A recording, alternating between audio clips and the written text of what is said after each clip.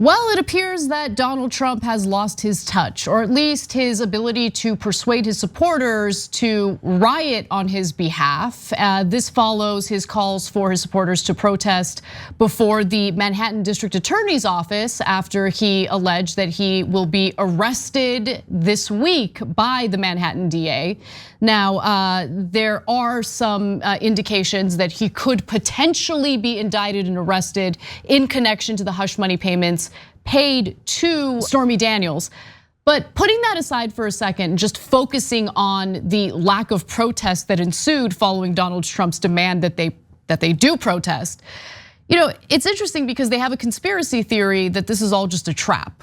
Okay, so let's get to those details.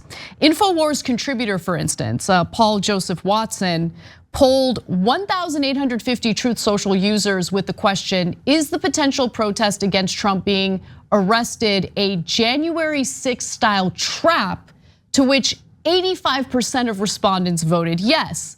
Now, that is a reference to the fact that Donald Trump encouraged his supporters and rally goers to march to the Capitol and essentially get Mike Pence to do their bidding and reverse the results of the election. That led to riots, that led to hundreds of Trump supporters getting arrested and charged for their involvement. And Trump abandoned them, didn't pardon a single one of them, didn't help any of them with legal fees associated with fighting their charges. And so that is what they're referring to there. Now, some Proud Boy chapters have circulated an image of Ray Epps, an Arizona man who unwittingly became the central focus of what they refer to Fedsurrection conspiracy. If you see this man at a protest next week, do not follow him anywhere. North Carolina Proud Boys chapter wrote on Telegram, contact your local Proud Boy chapter and report his whereabouts. So in other words, they are under this assumption that, again, it's just a trap. It's a conspiracy, I guess, with the FBI's involvement to get all these folks to do something that'll get them arrested. Yeah, look, I don't want them going out there because I'm worried that the minute you've got radical right-wingers who are going to go by nature go to this type of event, they're going to have violence, right? So I hope not, but that's what happened on January 6th. By the way, remember, to be fair to the right wing, there was tons of people on January 6th, and not all of them went into the Capitol. The majority of them did not go into the Capitol, okay? So if they just got together and protested, great. Like, you have no obligation to come protest and then break the law. Like, they broke into the Capitol. They just chanted, hang Mike Pence, etc. If you just came to the Capitol and didn't do any of those things, there would have been nothing wrong with January 6th, right? But I love that the conspiracy theories are coming back to bite them in the ass here. Because now everything's a conspiracy, right? So they're like, oh, you want us to support Donald Trump?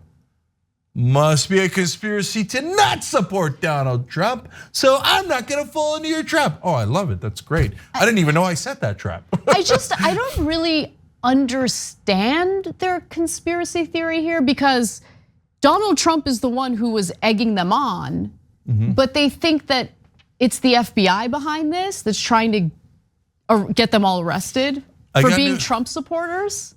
And I got news for you. I know. They don't often make sense. I know. Look, but this is actually, there is a silver lining here, okay? Aside from the fact that they did not take Trump's bait and show up to riot before the district attorney's office.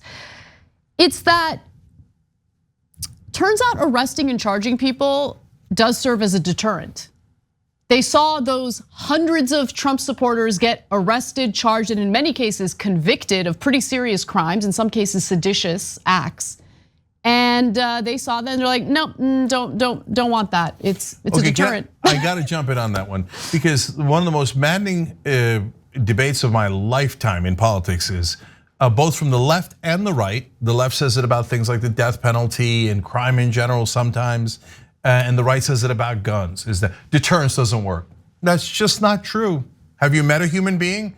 Hey, you can do this, name whatever it is, and there'll be no consequence. Or you could do this and spend 2 years in lockup with terrible food and no freedom. Yeah, that's gonna affect somebody's decision making. Of course, and the level of certainty matters, etc. No, deterrence is very, very real. If you think it doesn't exist in the world, I'm sorry, I love you, but I hate to break it to you, you're just wrong. Now, I wanted to give one more example of Trump supporters thinking that this is all a conspiracy by the feds. QAnon influencer, Ghost Ezra, real name Robert Smart, who has, who has nearly 200,000 subscribers on Telegram, also suggested that any protest over Trump's this week would be teaming with federal agents. Well, that's true. There's gonna be a lot of police and there's gonna be federal agents to make sure that there isn't rioting like you guys did last time. But that's not a conspiracy. That's just being prepared. That's called policing, okay? Look, guys, if you want to warn, if you're right winger and you're in like the QAnon, MAGA, what all these guys, right? And you want to warn your side, hey, listen, if you go to protest, don't fall into the trap of anyone egging you on to do violence or breaking the law. Great, that's a wonderful message.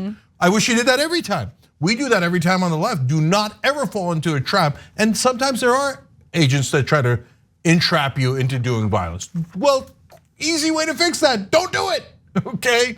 So you have every right in the world to protest as an American citizen. You don't have the right to do violence or break the law. Easy distinction. Now, Ben Collins had a Twitter thread that showed what the scene looked like. Was there a big protest? And I just want to reiterate, there was not a big protest. That is good news, okay? So, by the way, big protest that's peaceful, there's nothing wrong with that, as Cenk mentioned earlier. There is something wrong with riots.